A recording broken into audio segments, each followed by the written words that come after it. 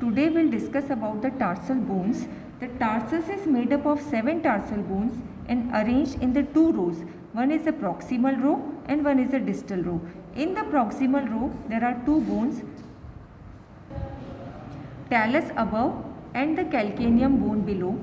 In the distal row there are 4 bones, 4 tarsal bones in which there is the medial cuneiform, intermediate cuneiform, lateral cuneiform and the cuboid bone.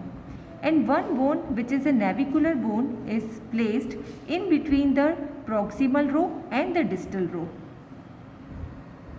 These cuneiform are articulated with the metatarsals, the first metatarsal, second, third, fourth and fifth metatarsal bone. Then the metatarsal will be articulated by the phalanges. For the great toe there are 2 phalanges, and for the another second, third, fourth and fifth toes there are 3 phalanges, in which proximal phalanx, intermediate phalanx and the distal phalanx. This is the talus bone and it is the second largest tarsal bone. It lies between the tibia above and the calcaneum below and gripped on the side by the 2 malleoli. This is talus and it is articulated above by the tibia and below by the calcaneum bone. It is having the head, the neck and the body, and for the side determination, the rounded head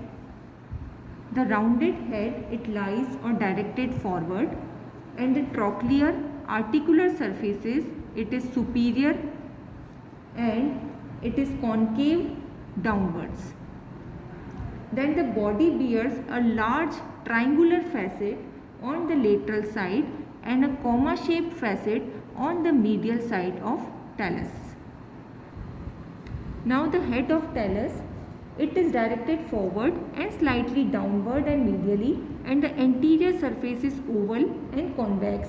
The long axis of this surface is directed downward and medially and articulate with the posterior surface of the navicular bone. So this is a navicular bone, it articulates anteriorly with the navicular.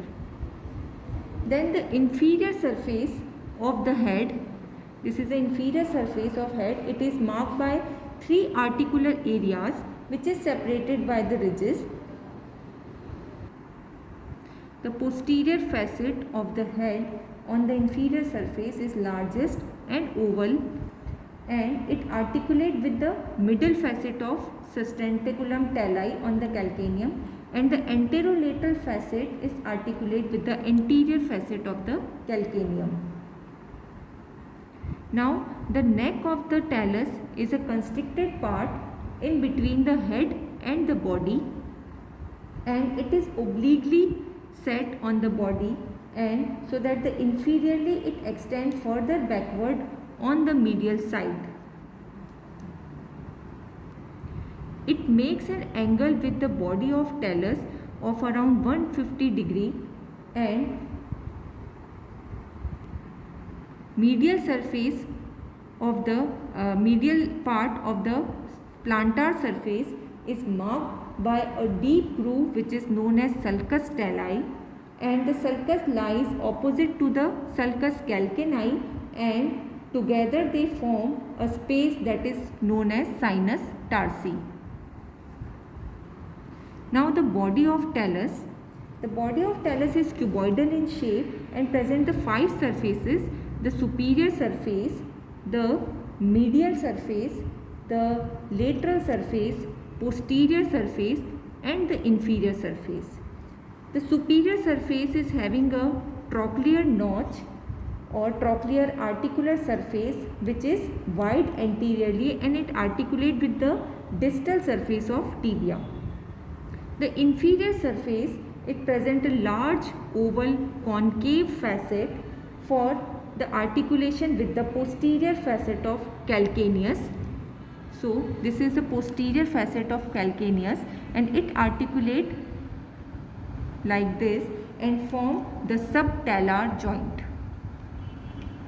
The medial surface of talus, the comma shaped facet is present here, comma-shaped articular facet which articulate with the medial malleolus.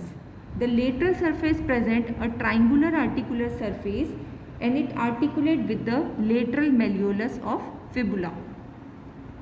The posterior surface of the body of talus is narrow and project backward as the posterior process of talus, and it present a oblique groove here which is bounded medially by the medial tubercle and the medial large tubercle and laterally by the lateral tubercle, and this groove lodges the tendon of flexor hallucis longus.